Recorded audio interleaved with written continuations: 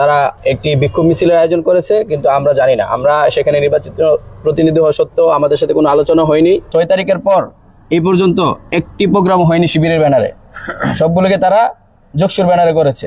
পাল্টাপাল্টি যে বিভিন্ন রকম কর্মসূচি চলমান রয়েছে, তার ধারাবাহিকতায় গতকালকে আমরা লক্ষ্য করলাম একটি ফেক আইডি থেকে একটি পোস্টকে কেন্দ্র করে, যেটি বাংলাদেশের প্রধানমন্ত্রী দেশনায়ক জনাব তারেক রহমান এবং ওনার মেয়ে জাইমা রহমানকে নিয়ে যে কুরুচিপূর্ণ মন্তব্য করা হয়েছিল, তারই প্রেক্ষিতে বাংলাদেশ জাতীয়তাবাদী ছাত্রদলের নেতাকর্মীরা ক্ষুব্ধ হয়েছিল। পরবর্তীতে আমরা লক্ষ্য করলাম শাহবাগ থানায় যখন যে শিক্ষার্থীকে কেন্দ্র করে ঘটনাটি সূত্রপাত, যার আইডি থেকে ফেক অ্যাকাউন্টের মাধ্যমে সরানো হয়েছিল, এখানে একটি অনাকাঙ্ক্ষিত ঘটনা ঘটে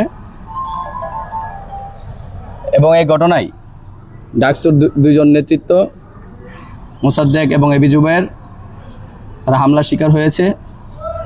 আমরা শিক্ষার্থীদের প্রতিনিধি হিসাবে আমরা এই হামলার তীব্র নিন্দা এবং প্রতিবাদ জানাচ্ছি।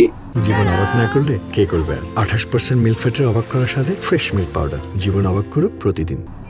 সেই সাথে আপনারা লক্ষ্য করে থাকবেন, জানুয়ারির 6 তারিখে যোগসু নির্বাচন হওয়ার পর থেকে আমাদের যে প্ল্যাটফর্ম রয়েছে সাধারণ শিক্ষার্থীদের, এই যোগসুর পেটকে ব্যবহার করে আমাদের যারা এখানে শীর্ষ নেতৃত্ব রয়েছেন বা সংখ্যাগরিষ্ঠ যারা রয়েছেন, তারা এই অরাজনৈতিক এবং সাধারণ শিক্ষার্থীদের প্ল্যাটফর্মকে তারা বিভিন্ন রকমভাবে তাদের যে দলীয় এজেন্ডা, দলীয় কর্মসূচি এই ব্যানারের মাধ্যমে বাস্তবায়ন করেছেন।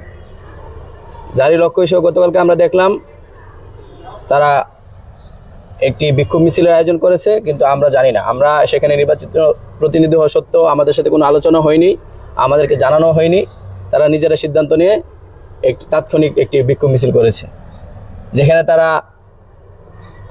তাদের যে দলকে ধারণ করে সেই দলের নেতাকর্মীদের যে মন্তব্য, তাদের যে আকাঙ্ক্ষা, সেইগুলো তাদের বক্তব্যের মাধ্যমে ফুটে উঠেছে।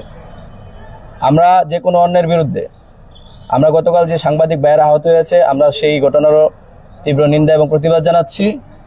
সেই সাথে যে শিক্ষার্থীরা আহত হয়েছে, সকলের যারা জড়িত রয়েছে তাদের বিরুদ্ধে ব্যবস্থা নেওয়ার জন্য আমরা আহ্বান জানাচ্ছি আইনশৃঙ্খলা বাহিনীকে। কিন্তু আপনারা লক্ষ্য করে থাকবেন, 5 আগস্টের পরবর্তী সময়ে আজকের যে যোগসুর প্রতিনিধিরা রয়েছে শীর্ষ নেতৃত্ব, তারা বিভিন্ন কর্মসূচি হাতে নিয়েছিল বিভিন্ন পরিস্থিতিতে সাধারণ শিক্ষার্থীদের ব্যানারে তারা তাদের যে দলীয় পরিচয় সেগুলো প্রকাশ করতো না।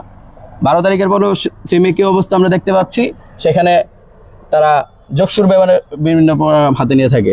তো আপনারা লক্ষ্য করে দেখবেন, যোগসুর আগে তারা যখন বিভিন্ন কর্মসূচি ছিল, যে এত ওয়েলফেয়ার পলিটিক্স করেছিল, তখন কিন্তু তারা নিজস্ব ব্যানারে করেছে।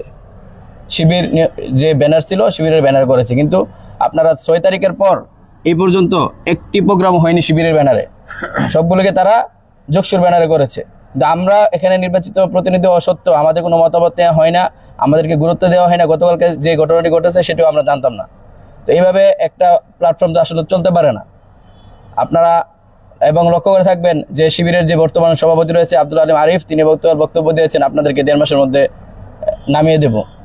এগুলো তো আসলে যোগসুর যে নির্বাচিত প্রতিনিধি ওনার বক্তব্য না, এটা শিবিরের সভাপতির বক্তব্য। কিন্তু তারা এইভাবে সাধারণ শিক্ষার্থীদেরকে আমরা আহ্বান জানাবো, আপনারা যে দলীয় এজেন্ডা বাস্তবায়নের জন্য যে প্ল্যাটফর্মকে তারা ব্যবহার করছে, সেগুলোকে আপনারা বোঝার চেষ্টা করবেন।